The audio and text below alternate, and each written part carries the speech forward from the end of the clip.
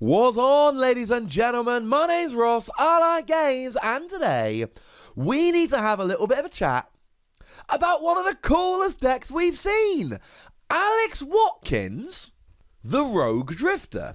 And if you're thinking, hang on a second, Alex Watkins, that name sounds familiar, it should. He's the head of Keyforge Organised Play. He's the head of FFG Organised Play, incidentally. He's a man, if you're into Keyforge and you play competitively, you're probably aware of. So why is there an Alex Watkins deck? And the answer very simply is, it was a Christmas present. FFG, the lovely people that make the game of Keyforge, have apparently given out Christmas presents, or at least a Christmas present, which is a Keyforge deck with his name on. Now, what we could have done here was gone, oh, that's a nice little curiosity. Or we could make a video having a look at whether this deck's any good or not. You don't need to think for very long to realise where I'm coming down on this.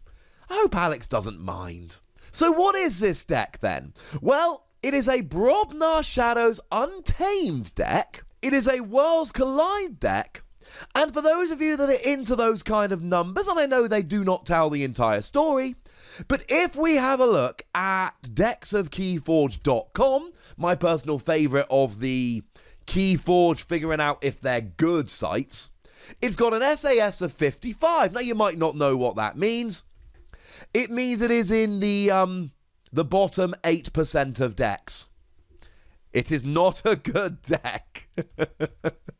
So let's have a look then at why it isn't a good deck. And when I'm looking at why something isn't a good deck, I'm starting off with Brobnar. To be fair, what we should probably start with is having a look at what it doesn't have. Because most of the good decks, they fit particular molds. So we see some decks are really good because they have key cheating cards like Key Charge.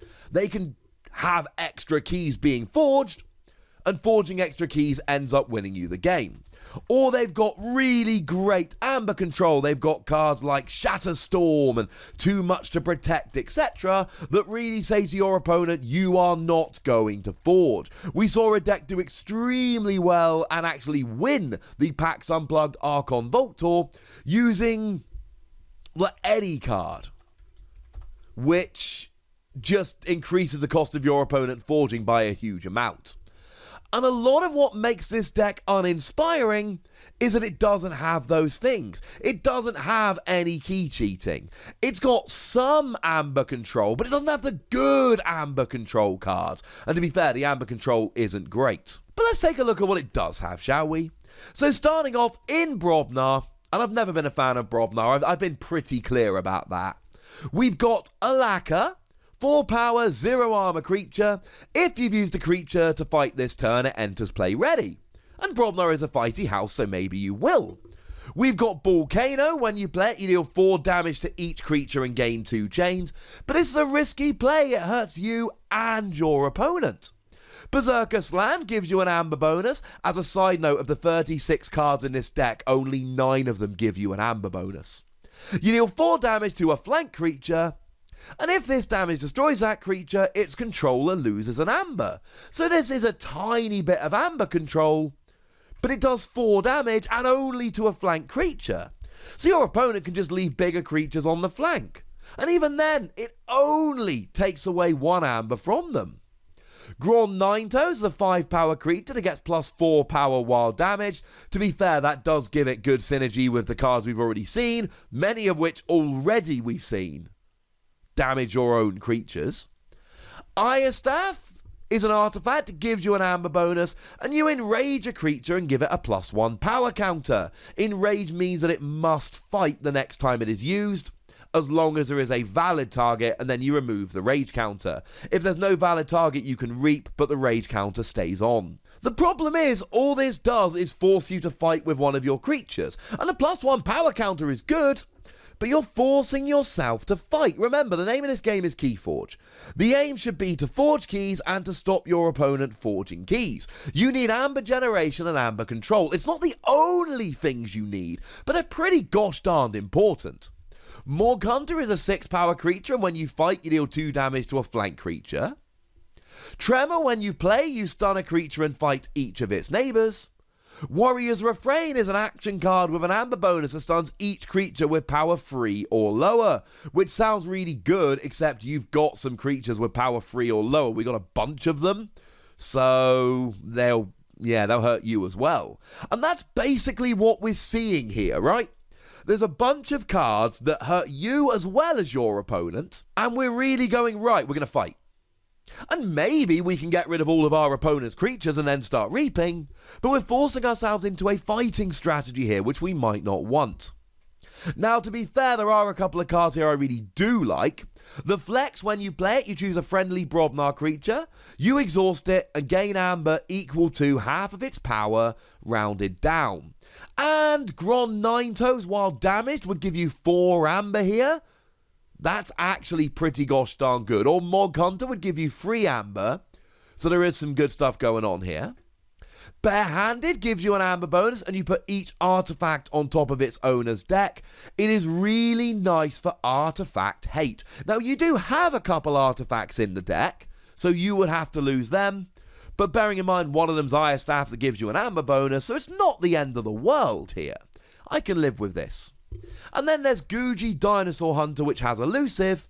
It is a 4 power 0 armor creature, and it has an action that lets you deal 2 damage to a creature, or 6 to a dinosaur or a creature with amber on. That is to say, a creature which has either exalted or captured some amber. So the Brobnar suite here is nice for dealing cheeky damage. There's quite a lot of that. There's quite a lot of stunning. There's quite a lot of fighting. But there's a tiny amount of amber control and a tiny amount of amber generation. But we've got shadows in the deck. We expect a lot of amber control with shadows. Do we have it? Not as much as we want, ladies and gentlemen. Not as much as we want. We do have a copy of Ronnie Wrist Clocks. When you play it, you steal an amber. If your opponent's got 7 or more, you steal 2. That is pretty great. That is phenomenal amber control. We love Ronnie. It's one of our favourites. And we've also got a copy of Breaker Hill here. 1 power creature, no armour with elusive. First time you're attacked, nothing happens. And each of its neighbours gains action, steal, and amber. So you can put that down next to some of your big Brobnar creatures, for instance. And then they can steal amber, which is alright, although it stops them doing anything but stealing the amber. But still, I'm moaning about lack of amber control, so that's alright. And we've got Yancey Gang here. 5 power, no armour, which already has an action, whereby you steal an amber. And we've got Trust No One, whereby you steal an amber, but if there's no friendly creatures in play, you steal 1 amber for each house represented among enemy creatures. So you want, for this to work properly, you want no creatures in play and your opponent to have creatures from all 3 houses. Well, this is a deck which seems built to take out creatures. So Trust No One's not going to work that well. So we've got some amber control in shadows, it's just none of it's particularly good. Except Ronnie, we do love Ronnie. Elsewhere, we've got Avinder, 4 power, 0 armor, and when you reap, you deal 1 damage to a creature, and if it destroys it, your opponent discards a random card from their hand. We'd rather have Javinder. We got Bad Penny. If it's destroyed, you send Bad Penny back to your hand. And there is a nice combo here with Avinder and Bad Penny, whereby when you reap, you destroy Bad Penny, she goes back to your hand, your opponent discards a random card, so at least having Bad Penny and Avinder together will give you the combo. We got Hit and Run, deal 2 damage to a creature, return a friendly creature to your hand, more cheeky damage, but you can use this to put Ronnie back in your hand and reuse him. And actually, because they're both Shadows cards, you can literally do that right now. Play Ronnie, steal Amber, play Hit and Run, deal 2 damage to a creature, whack Ronnie back in your hand, play Ronnie again. That's a nice combo. 3 copies of Simon? Because we need 3 copies of Simon?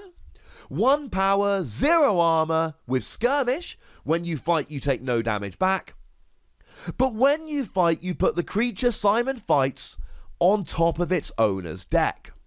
And this is kind of weird, because on the one hand, you can remove your opponent's creatures, and you can also clog the top of their deck. So you basically take a creature they don't really want to play next turn, put it on top of their deck, and then they're going to draw into it at the end of their turn.